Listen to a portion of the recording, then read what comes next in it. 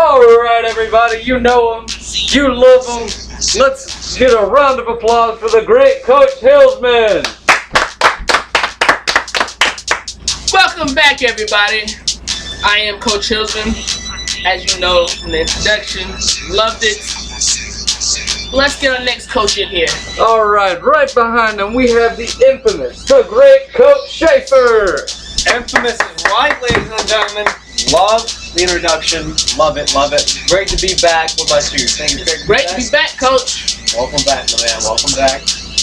Alright, ladies and gentlemen, if you haven't noticed, this is Coaches Huddle, and there's also an extra chair. There are 3 chairs here. That's new. Kind of weird, don't you think? I mean, from the tradition of 2. Traditional you and I. Anyway, over the summer, Coach Hillsman and I decided that it would be great for us to welcome in a 3rd person in the team. So this summer we decided to do that, and we found one. So we both feel it's going to be a really great fit into the Coaches Huddle. And, well, I'll let you do the introduction. Alright. Introducing. Drum roll. Coach Wint. Welcome to the show, my man. Glad to be here. Welcome to the show, Coach. Welcome to the show. Well, Do you have any words for our beautiful people that watch this show? well, I just got to say I'm glad to be here, and I'm ready to get this thing started. Alright, ladies and gentlemen, you heard him, Eager Beaver. Alright, ladies and gentlemen, you know what it is. And now it's time for the Coaches Huddle. Let's get it, ladies and gentlemen.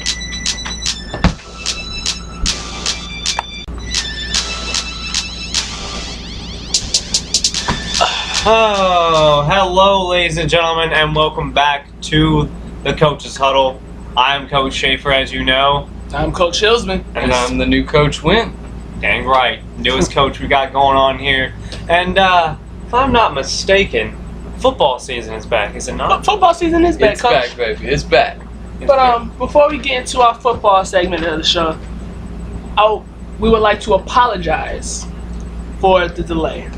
Yes, our serious apologies for the delay that it has taken us to get the show back up and on the road. Coach Hillsman and I both have been very busy with summer vacations coming around, summer coming through, being very busy between jobs and school and other things. And that's why we got Mr. Coach Wint here to help us out a little bit. That took some time, some applications going through. Newest member to our Coaches Huddle staff. I think he'll be a great fit. Very great fit. I hope I fit in well, and I hope we can get a couple of good shows in here. All right, let's get this thing underway, ladies and gentlemen. We will start out with Coach Hillsman. Introduce our first topic to us. Jadeveon Clowney, South Carolina. Did y'all catch that game? Yeah. South Carolina, North Carolina game? Mm-hmm. That game is better than I thought it would be for North Carolina. Yeah, definitely. North Carolina, I thought going in was going to get blown out. Yeah.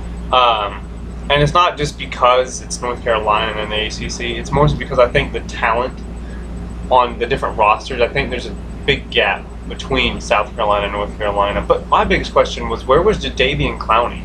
I get he had a stomach virus, but, I mean, that doesn't amount for, taking plays off. Well, another thing about that is, when you come in after an entire off season, you haven't been working as hard as you normally would have. When you come in that first season, you're a lot more tired. You haven't gotten in-game reps. I'd like to see if you can come back week 2 and show a good performance, because normally when I play my first game every year, I'm tired as let go. It's terrible. Yeah. And that's understandable. And what's your opinion on Jadeveon Clowney? I think, as Coach Wint said, he took the words right out of my mouth.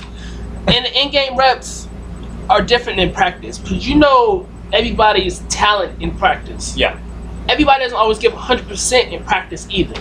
Yeah, it's very But true. when it comes to in-game, you want to give your 100%. And if you don't, you'll be sitting right beside the coach on the bench. Very true. And at the same time, and I think you pointed this out in the conversation we had, that also South Carolina's defense itself as a whole performed under what we thought they were going to perform. Am I right? Yes, Coach, you are correct. All right. I mean, the endurance level, the conditioning, I don't know what the conditioning were, but did not seem as great as it should have been. Well, I would like to see him make a great week 2 performance, but if he doesn't come out and show, he was ranked number 1 in the Heisman list. If he doesn't make another great showing here this week, come back to the way he used to be, I think he's out for New York. I don't think it'll happen. I agree. I agree. I mean, I didn't have Jadeveon Clowney. I had Taj Boyd at number 1, and then I had Jadeveon Clowney, only because Taj Boyd has been consistent, and it's been hard for a defensive player to win the Heisman. But Yeah. I agree with you on the fact that if he doesn't come out against Georgia, and he doesn't have a dominating performance, he won't go to New York. I mean, because the last recent defensive player to be near the Heisman was Monica Sue. Actually, what was it? The LSU player, Tyrann Mathieu. Tyrann Yeah, Mathieu. he was actually pretty close. He was Notre Dame's linebacker last year. Oh yeah, Man, Manti Te'o. Manti Te'o. There you go. That's the most recent defensive player. But Manti what was he, Te'o. 3rd? He was like 3rd or 2nd. It's been a very long time since the defensive players won the Heisman because Or got into look the at the top statue. two. Look at the Yeah. statue of the Heisman. It's a guy carrying a ball doing a stiff arm. You don't get a defensive player doing that. I mean, unless they. But it is supposed to be the most outstanding player on the field, and if Jadeveon Clowney can prove it, I can see him doing it. But he has to have a breakout performance. breakout Definitely. performance. But hey, we'll get to that later in the show. All right. Well, I'm gonna go on to the next topic. Clemson, for real? They just dominated Georgia this past week. Offensively, Georgia was a little bit stricken with a lot of pain. Clemson was playing a really good game. Taj Boyd was killing it. Sammy Watkins was blowing them away. What do y'all think about it? I'll let you go first. All right, Coach. Clemson did a great job. I thought Clemson was going to win the game, but Georgia did put up a fight. Georgia's problem was, as Coach Wentz said, the pain and suffering that they had during the game. They had Malcolm Mitchell go up with Todd Gurley on a celebration, come down, tear his ACL on a jump, on a celebration jump, tear his The ACL. most random spot to tear your ACL. Yes. Out for the season. First touchdown of the season. Of Georgia's season, that is. Yeah.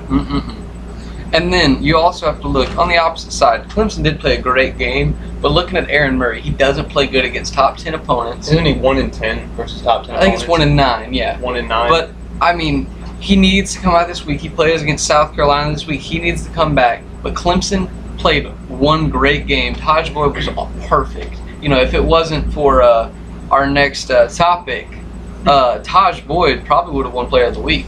I agree. True. And my opinion of Clemson is this. Their offense is outstanding. That is something that you cannot take away from Clemson.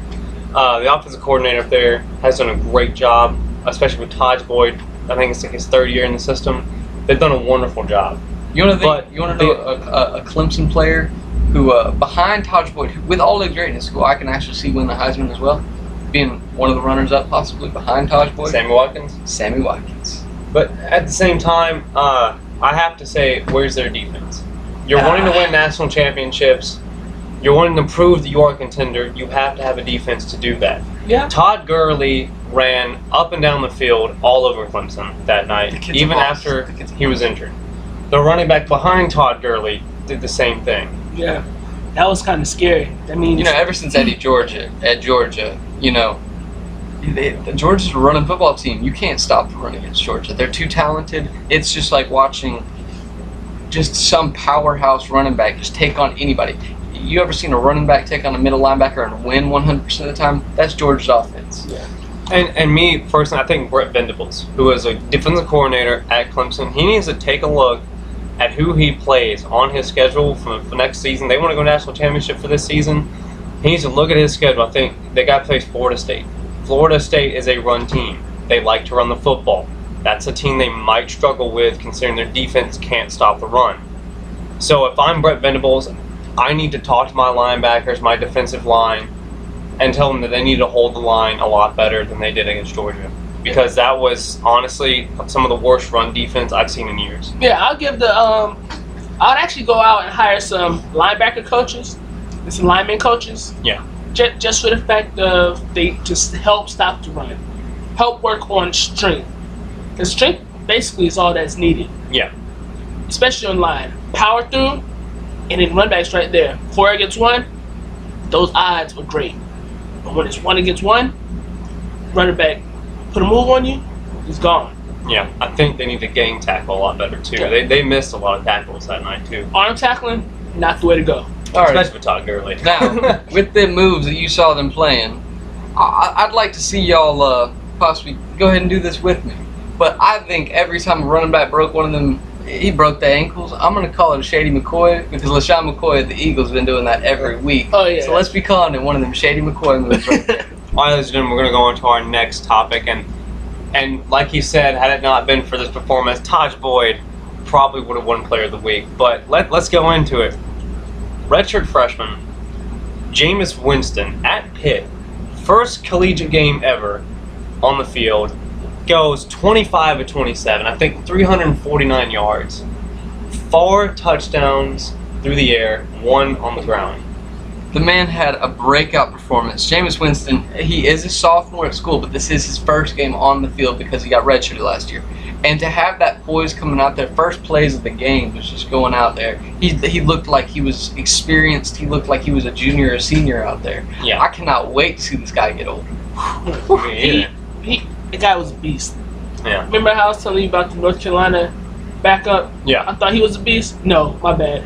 Jameis Winston is a beast. The He kid, and he's highly confident at that. Did you see what he wore into the game? The beats, the clothing? It's like he thought, if you would just look at him, you would have thought he was a city. Yeah. He wore the gold shirt with the garnet tie, I think it was, and the beats. People were hounding him for what he was wearing. ESPN was hounding him for what he was wearing. Man, I was like, that's pretty stylish. You know what? One great performance right there. I'm looking at Jameis Winston's great statistics. But when's the last time you've heard of a 3-touchdown game to a tight end? I mean, there was only one other guy that actually caught a ball or a touchdown pass from Jameis Winston. Green. Yeah, but 3 passes to a tight end for touchdowns. This guy's He's balling out. Yeah. Hey, you would, I mean, they Looking forgot at- about him. looking at those numbers, you would have thought he might have been Jason Witten, Dallas Clark, Tony Gonzalez, The funny- Antonio Gates. The funny part is that Nick O'Leary, the tight end that caught those 3 touchdowns that night, tied his season record last year. Yeah, he got 3 He had touchdown 3 passes touchdown last passes year. all season. 3 touchdown passes all season. 3 touchdowns in He's one already night. blown it away. Way to get better. Yeah. And let's keep this in mind that James is a redshirt freshman. He broke 2 Florida State records that evening. Yes, he did. He broke the passing record for most completion percentage, and the touchdowns by a freshman. Yeah. In his first game. That is just, to be honest, I think the 3 C's were very strong with this kid, calm, cool, and collected. Yep. Because, I mean, if you watch, there were some broke plays, a running back that, missed the handoff. Some quarterbacks just scramble out of it. He took up, ran out, found a receiver, got him. And then playing that fake handoff a little bit too close to the belt, but played it off as if they ran into each other and then threw a touchdown to Nick O'Leary. I mean, the guy definitely did win Player of the Week, but this guy right here, being an FSU fan, he is going to make him sound even better. This guy's Jesus right now. But I'm a Miami fan. Yeah. But Jameis Winston, I would want him on my team because he played amazing. He did. Even though he played against Pitt. Pitt, that has basically all Big East players from last year. Yeah. No really ACC caliber players, minus Tyler Boyd. Yeah. Who I wonder how his Season's up and coming season's going to be. Yeah. But I think when they get more ACC caliber kids men going to their school, Yeah. I think it'll be a different story Yeah, on it will be. how And- they play. And I agree with you. Pitt is no Alabama, Yeah. nor is it any type of New England Patriot team or Baltimore Raven team of old. It's not that. I mean, You better say, because it's, wow. Pitt. Yeah, last night. Pitt has talent, but it just doesn't have the elite talent that Florida State has on their roster. Yeah. And I fully agree with you on that it was Pitt, yes, but at the same time, this is a redshirt freshman in his first game. I mean, people comparing his debut against Cam Newton's debut. And Cam Newton was like 25 of 29. Yeah. 5 touchdowns and 2 on the ground. Yeah. And a lot of old FSU players, like EJ Manuel, tweeted out that night that he was on the edge of his seat watching Jameis pick him apart. Actually, Jameis said he learned 3 C's from EJ. There you go. Yeah. I mean, and EJ was comical and collected sometimes, just couldn't hold on the ball properly. Yeah. Well, I'm going to say, great performance. Let's give him a round of applause. James Woods, Player of the Week, definitely deserved it. Definitely. Moving on to the next topic, my favorite team. We gotta talk about some Kenny Bell.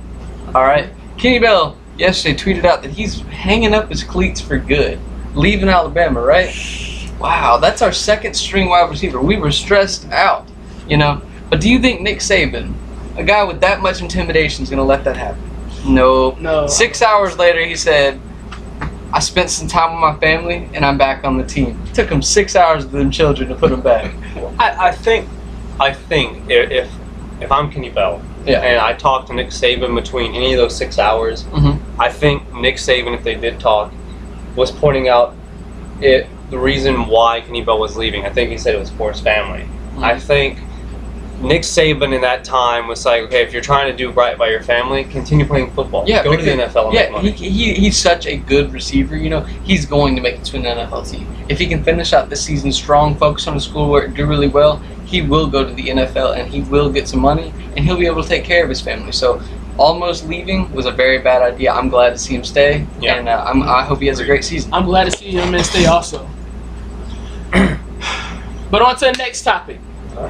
Did you see how many FBS teams lost last week to FCS teams? 8, actually. In the entire 8 teams. I can't remember all of them, but I watched Oregon State get stomped. I watched Kansas State get stomped. And who else was it? USF? The Bulls? They didn't get 1 point on the board. They straight got blown out the water. It's a sad day in FBS football. Yeah, well, not necessarily. Looking at it, it is terrible. But those FCS teams, they are glad to be where they're at. You know, some coaches say, hey, I know we're not an FBS team, but we're glad where we are. They get to have those upsets, and they are coached well enough to have the opportunity to get some upsets. They're all year. You know, you remember last year, Kansas State got their tail whipped. Yeah. You know, but that was about Baylor. You know, these teams that are underrated, they're also very well coached. And with a couple of seasons behind them on these coaches in FCS, they can have a couple more of these upsets, and I'd look for them down the road this season. Definitely. I mean, you got to even look into the NFL, to the players that came from FCS teams, Division II teams, Division I AA teams. Yeah. Even some Division III teams. It doesn't matter. I mean, it does. Division I, you get more publicity. Yeah.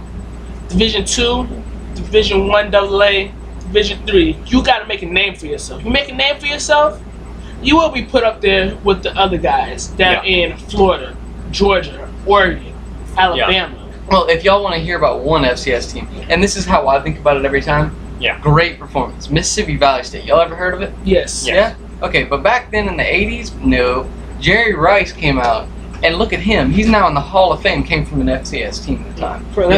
It happens. They're well coached. And I'm not downing FCS teams. Mike Harris was a corner that came out of a junior college. I think it was somewhere, I can't remember where in Florida, but he was from the FCS. And he turned out to be one of the better corners that Florida State had. So it makes me think that, you know, some of the players just don't want the attention, so they go to these FCS schools. They don't want to be out there. They want to be, you know, they want to prove themselves, not have the media prove it for them. Yeah. And like some are just underrated. As coaches in high school, they might have had a bad season, a few bad games as coach that the coach sent scouts out to. Yeah. So only FCS teams that went to all their games realized what great caliber they were. You know, looking at those FCS teams, you know, you don't have the popularity. You have to have a lot of ambition to get where you go to, and that's one of the biggest things in college football. You have to have ambition. You have to have room for improvement, and you have to improve yourself. You know, these guys, they work every day to try and get to their NFL. You know, they're not on TV all the time unless they're playing some big school. Yeah, and they're getting paid to basically try to get beat. Yeah. And I'm pretty sure it's a great feeling for the FCS team to be the FBS team that are paying them $2-3 million. Especially when you have 2 top 25 teams that got beat. Oregon, wasn't it? It was Oregon State. Oregon State, I believe. Terrible. All right, we'll go on to our next topic, ladies and gentlemen. That is Week 2, Games of Intrigue. All right, we'll start with you, Coach Hillsman. What is your Week 2 game of intrigue? Actually, mine, I have 3 teams. Mine that I'm looking forward to just because the rivalry will be ending for 3 short years is the Notre Dame-Michigan game. I hope to see Michigan, Devin Gardner, come out just slinging it. Running on the ground, throwing through the air, destroying Notre Dame's defense. The Golden Donuts versus the Wing Helmets. Well, let's see. Let's see it. We'll My definitely see pick of this coming week is South Carolina versus the University of Georgia. I'm looking for Aaron Murray to have kind of a bounce back from his terrible performance last week and see if he can actually prove himself under the pressure. Because if he pulls another last season, I can't see him making it to the NFL and actually being a good one. But South Carolina also has the same thing. Jadeveon Clowney has to bounce back. Yeah. He has to show up for his poor performance last week. I'm looking for this to be a great game. Both of them are looking to get a really good step up in the top 10, make it back in there, and possibly one of these 2 teams could probably make it to the SEC championship. Yep. Let me hold on, Coach Sheffield. Let me go on what Coach Wentz said. If Aaron Murray does beat South Carolina, they're in the top 10. He will improve his record to 2-10 against top 10 opponents. Hey, I mean that's just upside for Aaron Murray. upside. And that's the one thing for Aaron Murray that he has to start thinking about is get as much upside as you can before an NFL Combine at the end of the season. Yeah. Or, anything to help his stock, basically, in the NFL. That's the one thing he needs to start focusing on. And he just needs to learn not to panic. It's football. Yeah. You play it every week. There's nothing different about the teams that you're facing than the ones that you face in practice, that they might be a tad bit better. But there's no reason to panic. The different talent levels, but the talent's basically the same. You're coming out of the same conference. Yeah. You know exactly what's in that conference. So, I mean, hey, just don't think of it as pressure. Think of it as obstacle that you must get over. Yes. But hold on, let me stop right there. I just want to go on something that Steve Spurrier said. Just talking about the little rivalry. Yeah. He says Georgia has downplayed South Carolina. Out of all the rivalries they have not sent as much hate to South Carolina. Their fans haven't. Yeah. Georgia fans, South Carolina's my team. I think y'all should change that. Send some hate up our way. Don't send it over to Clemson, because Clemson already did their work. I mean, that's not even rivalry. Y'all send it over to Florida. Y'all send it everywhere else besides to us. I mean, very little hate comes through. But hey, that's just my opinion. Hey, go Gamecocks. No, roll tide, my bro. Roll Tribe. Go No. Bulls. Anyway, I'll go ahead and go off on the game that got me most intrigued, and that is the Sunshine State battle between the University of Florida and the University of Miami. People are, I think, looking down at Miami because of NCAA sanctions, for one. Yeah. And I think that they think Miami isn't a good team. Miami returns everybody from a team last season that, had it not been for NCAA sanctions, would have been in the ACC championship game, possibly in that bowl game against LSU. Yep. So, me personally, I think that Miami has the talent. They have the veterans now. These people are seasoned players. I think that Duke Johnson, Stephen Morris, that offensive line can do a great job against this Gator defense. And I also think their defense will finally clamp down for once and hold in a passing game, hold down the running game. Because if you stop the run, you got to stop the pass. I think that Miami can and will come out with a win over University of Florida. I don't feel the same way, and before I just down on yours, I'm just going to get everybody to do this, okay? So, in your game, who do you pick to win? Notre Dame or Michigan? Michigan. Michigan. Okay, so you're picking Michigan. I think Michigan as well. Okay, second game. What about you, Coach? You, Michigan. Michigan. All right, so we're all going Michigan. Next one, South Carolina versus UGA. Who you picking? South Carolina. Got to stick true to my Gamecocks. I'm going Bulldogs just because I think that the Bulldogs defense is going to pull through, and I think their offense has got something to prove here. Thinking they want revenge. I think they want revenge of what Clemson did to them. What do you think? I have to go South Carolina because of Connor Shaw. All right, so I'm alone on this one. Let's see if I can win this. All right, next one, UF versus Miami. I already had the U. I Miami. think it'd be a low-scoring game, but I think University of Miami can come out with it. I'm going Jeff Driscoll and the University of Florida. Hey, all about the U, baby. All right, so I'm alone on 2 of those. If I win this, y'all know I got bragging rights for next week. Yes, right? sir, you do. All right, let's go on to the next topic. All right, let's go to Coach Hillman, something that I think you'll like. Yes. Did any of y'all watch that game last night? September Who was 5th, that? Who was that? 2013? Who was the quarterback right there? It's God, like is some John Elway. Oh, Wrong. No. Peyton Peyton something. Manning. Oh, there it Coming is. out of the gate, 7 touchdowns, tying the all-time touchdown record that With Joe 6 Cap other set. quarterbacks. You know, but it's Joe Cap's record, and he's tied it now. Peyton Manning he's got so many weapons on. Demaryius Thomas, Wes Welker, Julius Thomas, the rookie. the rookie. Yes. You know, I'm looking. This team could already look Week 1 Super Bowl caliber. They just took down who? The Last defending year's champs. champions. I mean, but you also have to think about last year's champions. Their defense is not the same as Super Bowl Ray winners. Lewis gone. Ed Reed gone. They got a new Elmas Dumerville. By coming from a team and you playing that team knows exactly what you want to do. Your tactics, your talents, your skill level. Yeah. That offensive line running against them in practice, they know everything Elvis Dumerville's going to do. Talk about the offense, Brandon Stokely. The secondary knew exactly what he was going to do. That's why he rarely touched the ball. The ball was even thrown his way. Yeah. But you got to look at it. Okay, they did have 7 touchdowns. But looking at the other side of it, the Ravens did keep scoring. You know, their offense was actually still making it through. They didn't win the game because they didn't have as many players to throw to. But Joe Flacco did have a good game himself. Yeah. Peyton Manning just blew him out of the water. I mean, I think the reason, my opinion, I think the reason of the game being so close last night, I mean, it wasn't close. It was a blowout. Mhm. But it should have been more of a blowout than it was. The score should have been 49-7 instead of 42-24. Looking at what happened, though. Because the linebacker last night catches the ball, intercepts the ball. He pulled a Deshaun Jackson move on the 1-yard line.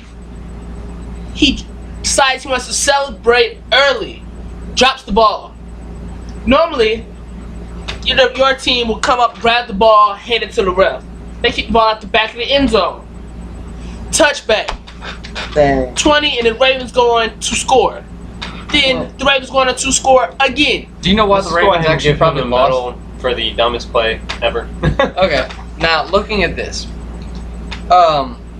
Ray Rice in the beginning of that game was breaking out. What was that? The first run he did was 15 yards out of the gate. Oh, yeah. You know, he was playing really well.